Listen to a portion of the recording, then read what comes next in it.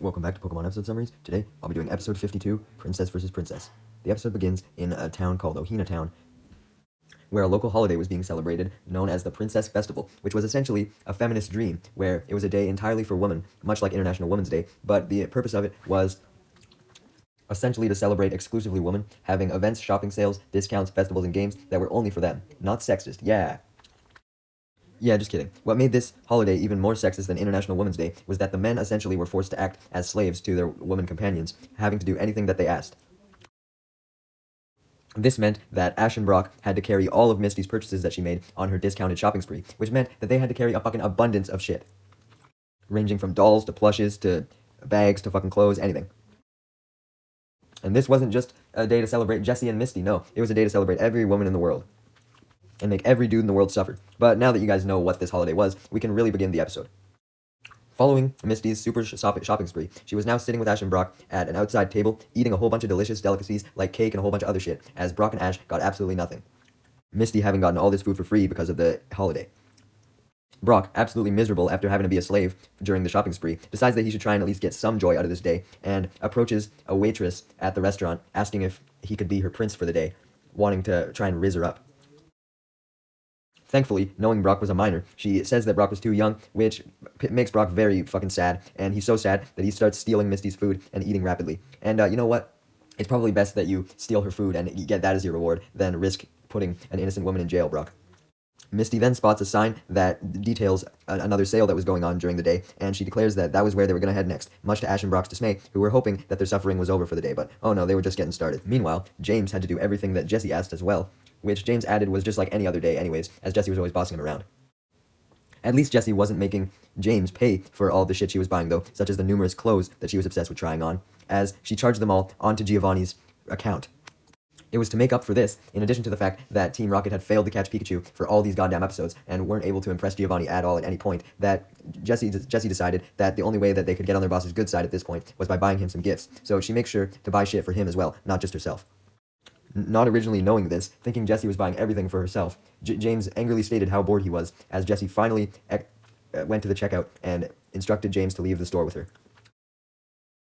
As they leave, James complains about how long it took Jessie to finish shopping, as Jessie reveals the fucking heap load of shit she bought that was rivaling even Misty. There was fucking clothes, food, all sorts of shit. But then, Jessie reveals her plan to please Giovanni that she had planned out but not told him, expecting that would put him in a better mood, but he simply replies with Meowth that the only thing that would make Giovanni more happy was a Pikachu, angrily suggesting that Misty should use her woman privilege on this day to try and find a Pikachu that was at half price. But that would be fucking scary even for Team Rocket. They're fucking stealing Pokemon, but not only are they stealing Pokemon, but they're stealing ones that are on the black market. What the fuck are you talking about, James? Just then, a Lickitung comes out of the bushes and uses its fucking huge-ass tongue to start eating all the food that Jessie bought, much to her anger. It then tries to eat the rest of the shit that she bought, but spits out a lot of it, as even though it had a huge fucking tongue, implying that it loved to eat anything, even it had standards, and wouldn't eat a lot of the clothes and other miscellaneous jewelry that Jessie bought. However, that's not to say it just ate the food, though. It did manage to get down a tremendous amount of her other items, just out of pure instinct, you know? When you have a tongue that can do that much shit, and you can't give any sloppy toppy or nothing because we're in a kid's show, you have to use your tongue in other ways. Jessie, obviously angry at losing all the shit she bought, sends out her Arbok to attack the Lickitung, but Arbok can't do anything and is entirely useless against the Lickitung, as the Lickitung licks it, causing it to become paralyzed. I guess it does give sloppy toppy after all. This makes Jessie even angrier, and she comes up with the perfect punishment for the Lickitung, not having any Pokemon to battle it, and she decides to throw a Pokeball at it and catch it, purely so that it could waste away in the Pokeball, as she stated that she didn't have any plans to do anything with it, just keep it around as punishment. James and Meowth are as surprised as I was when they find out that Jessie caught the Lickitung. Surprised because they've only used Weezing and Arbok the entire fucking series, and now Jessie finally had another Pokemon to use, even though she did say that she didn't have any plans to use it, you know? Jessie then pleads with James and Meowth for them to forget about Lickitung for a little bit and come with her, as she wanted to do more shopping, likely wanting to replace all the items that Lickitung had eaten. Coincidentally, the next store that Team Rocket goes into is also the same store that Ash and the gang were currently at, where multiple fights between women were happening due to both of the women wanting the same clothing or food. As Brock sleeps out of pure boredom, Ash observes the fights, stating how dangerous shopping could be, likely meaning that in multiple ways. One, regarding the fights that were happening, obviously, but two, regarding your mental state, as Ash was fucking bored out of his mind at this point. Meowth and James were watching the fights going down in the store as well, with James stating that he was a wimp compared to these women who were fighting. One of these fights was coincidentally between none other than Misty and Jessie, who were fighting over a blue dress. They eventually decide to settle the fight with a Pokemon battle, but before they can send out their Pokemon, A larger lady then takes the dress from them while they were distracted, leading Misty and Jessie to both demand for it back. But the fat lady then intimidates them, not with the Intimidate Pokemon ability, no, just due to her sheer size and anger. And the intimidation is enough for Jessie and Misty to back down, allowing her to have the dress. Jessie and Misty then hear a message on the store's intercom, which states that a contest known as the Queen of the Princess Festival contest was about to begin, and the award for winning was multiple dolls that were very expensive, along with a picture and autograph with a movie star named Fiorella Cappuccino. Brock hears this on the intercom as well, which finally puts him in a better mood. The princess contest meant beautiful girls would be there. As if on cue, though, a whole bunch of girls come running and trample over Ash, Brock, and James, wanting to get to the venue for the contest as soon as possible, wanting to see the movie star, having immense crushes on him. Jessie and Misty are seemingly the only ones who don't understand the appeal of the celebrity, also leaving them the only two women left in the store, as the rest of the women had exited by this point out of pure excitement. The two women then agree to cancel their battle, instead using the contest as a way to settle their dispute, both wanting the prizes that were being offered, being the dolls, not the celebrity once again. Speaking of the celebrity, Fiorella himself does arrive. It wasn't a trick just to get more people in, as you may expect.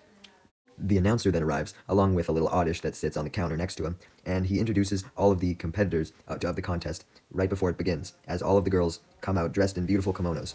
Ash and Brock are obviously in awe at all the girls' beauty, even Misty's, and James and Meowth are also, especially at Jessie's. Fiorella looks impressed too. Hopefully he knows that some of these girls are minors.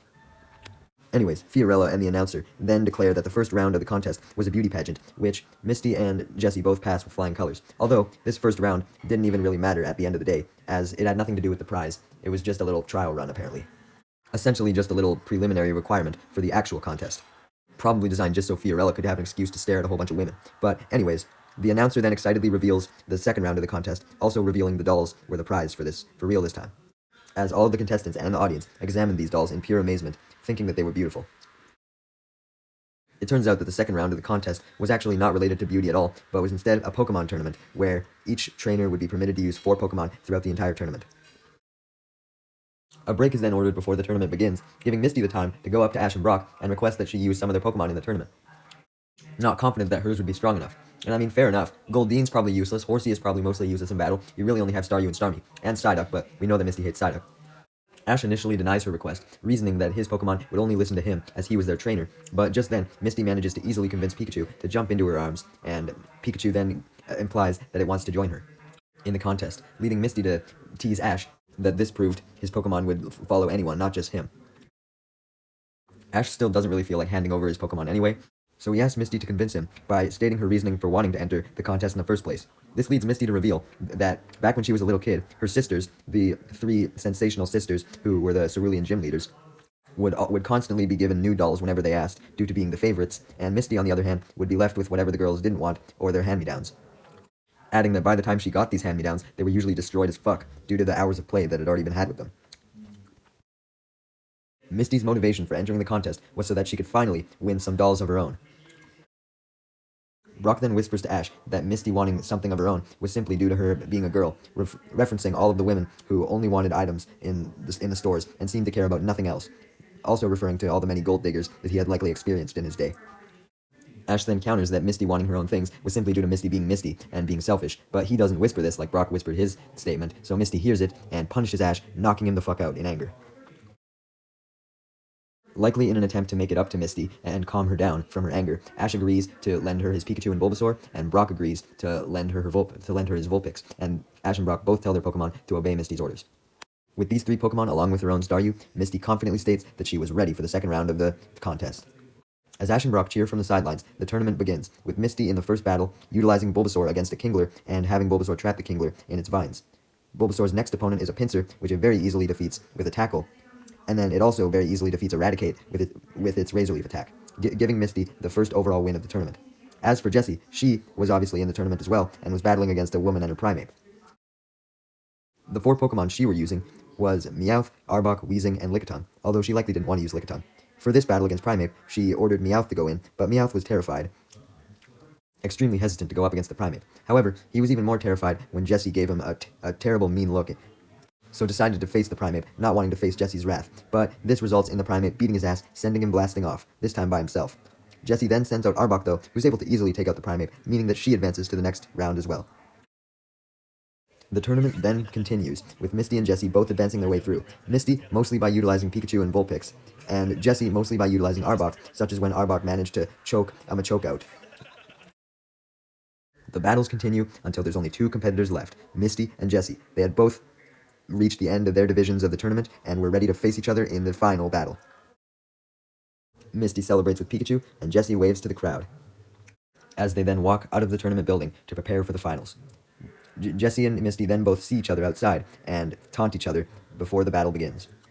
Also before the battle begins, we learn of Jessie's motivation for wanting the doll prize.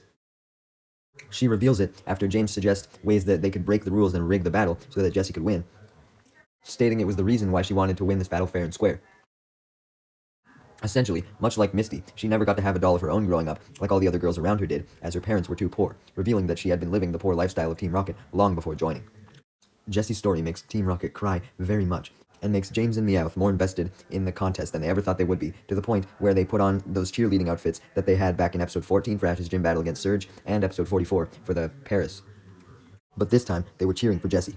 The battle then finally begins as Misty sends out Pikachu, which makes the announcer happy, as he claims to love the Pikachu, which pisses Jessie off, and Jessie accuses the announcer of having a bit of a bias, as Jessie sends out her Arbok first.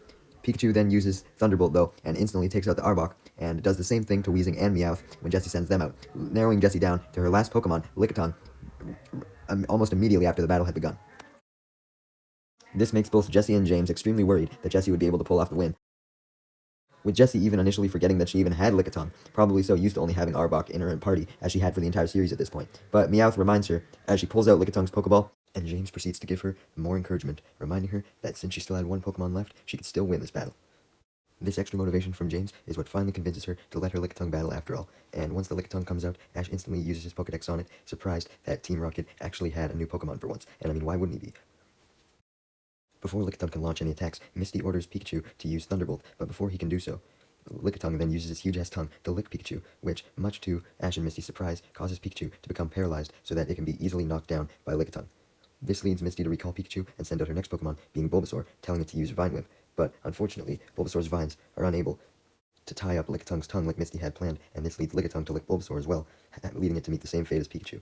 Misty then sends out her third Pokemon, being Vulpix, and simply just tells it to use Flamethrower, and Vulpix then goes down to a Lickitung lick as well. Maybe she should have had a better plan with Vulpix in this case.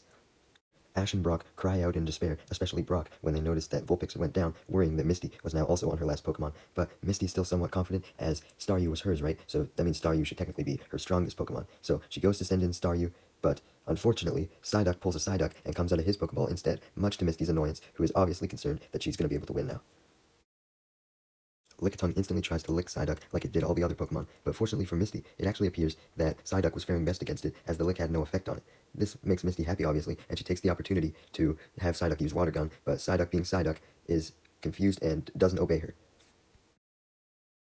Jessie, noticing that Lickitung's lick had no effect, instructs Lickitung to try a different move, but Lickitung absolutely refuses to do so, being obsessed with its goddamn sloppy toppy, and only proceeds to continue licking Psyduck once again.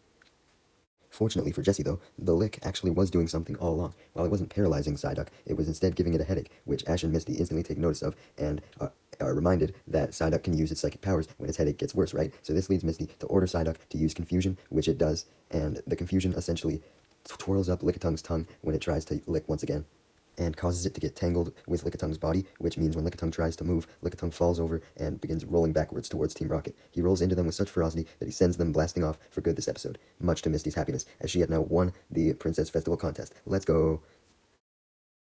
Misty congratulates her Psyduck, and so does the celebrity, who ends up taking a picture with Psyduck instead of Misty, since Misty obviously didn't see the value in the celebrity's fame and didn't want the picture. Misty was obviously more interested in the other prize, being the dolls, but that doesn't mean that she keeps them, much to Brock and Ash's surprise, as she has a better idea of what to do with them, as she proceeds to put them in a box and send them through the Pidgeot Express delivery service to her sisters back in Cerulean City, with the goal of making her sisters as jealous as she was back when she was a kid, knowing that her sisters would really want these dolls. Meanwhile, as for Team Rocket, they had blasted off into the same park from earlier in the episode, and Jessie was depressed as fuck about having lost and not getting the dolls.